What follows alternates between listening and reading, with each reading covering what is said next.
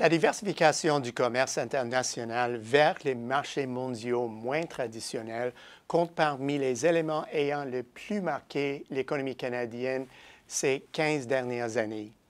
En effet, l'effondrement du secteur technologique, le resserrement des contrôles à la frontière américaine et l'envolée du UR au milieu des années 2000 ont poussé les exportateurs canadiens à s'intéresser aux marchés émergents en rapide croissance. En relativement peu de temps, la part des exportations de marchandises vers ces marchés est passée de moins de 5 % à près de 13 %. Cette transformation vous a déjà été signalée par moi et sans doute d'autres analystes. Mais comment les provinces canadiennes se partagent-elles ce nouveau pactole? Toutes les provinces participent à cette transformation, qu'elles soient grandes ou petites, productrices de marchandises à faible ou à forte valeur ajoutée, situées dans les régions de l'Ouest, de l'Est ou du Centre, déjà engagées sur la voie de la diversification ou présentant une importante concentration des marchés. Chose certaine, cette transformation est généralisée, profonde et sans doute durable, même si certaines estiment que ce phénomène est passager.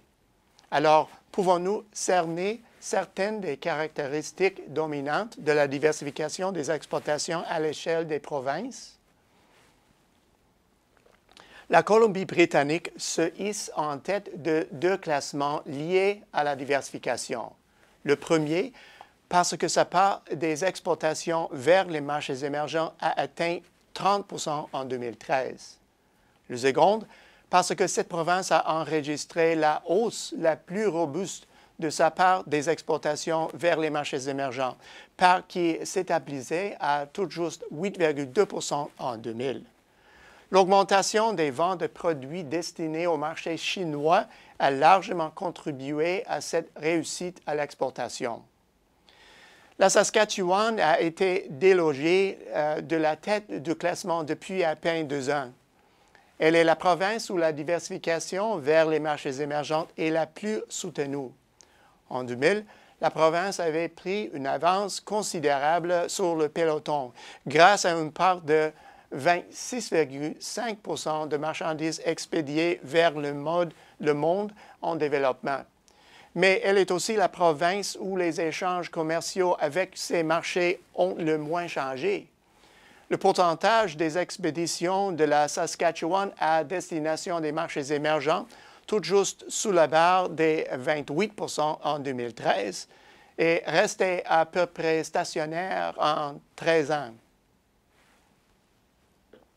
Quelle autre province est en forte progression? En termes relatifs, l'île du Prince-Édouard. En 2000, ses ventes en direction des marchés émergents représentaient moins de 5 % du total des marchandises exportées. Aujourd'hui, l'île peut se targuer d'avoir porté le part de ses exportations à 17,2 % et elle poursuit sur la lancée. Qui a dit que la diversification du commerce produit uniquement dans les grandes provinces? Le bilan du Québec illustre bien qu'une province dotée d'une vaste base industrielle peut aussi diversifier ses ventes à l'étranger. Reléguée au bas du classement en 2000 avec un taux de 4 %, la belle province a vu sa part du commerce avec les marchés émergents bondir à 14,7 % en 2013. Contrairement à la tendance générale, ce taux n'a toutefois pas évolué en 4 ans. Le Manitoba constitue un autre exemple qu'une province déjà diversifiée sur le plan commercial peut progresser. La part des exportations de la province à destination des marchés émergents avoisinait les 2 chiffres en 2000. Aujourd'hui, la province y expédie 21,3 % de ses marchandises, la plaçant au 3e rang du classement provincial. Terre-Neuve et Labrador suit aussi cette même trajectoire, sa part du commerce étant passée de 7,3 % à 18 % durant le même intervalle. La Nouvelle-Écosse a su se maintenir au milieu du peloton en déployant d'intenses efforts de diversification. Résultat, la part de ses exportations vers les marchés émergents de 6,5 % en 2000 a été portée à 14,4 % en 2013. Cette récente embellie est remarquable. Après la Colombie-Britannique, aucune province n'est parvenue depuis la crise à accroître davantage sa part du commerce vers les marchés émergents, soit en inscrivant un gain de 6 points de pourcentage au cours des 4 dernières années. L'Alberta, l'une des provinces les moins diversifiées, présente un bilan moins éclatant que toutes les autres provinces, exception faite de ses voisins de la région de l'Est.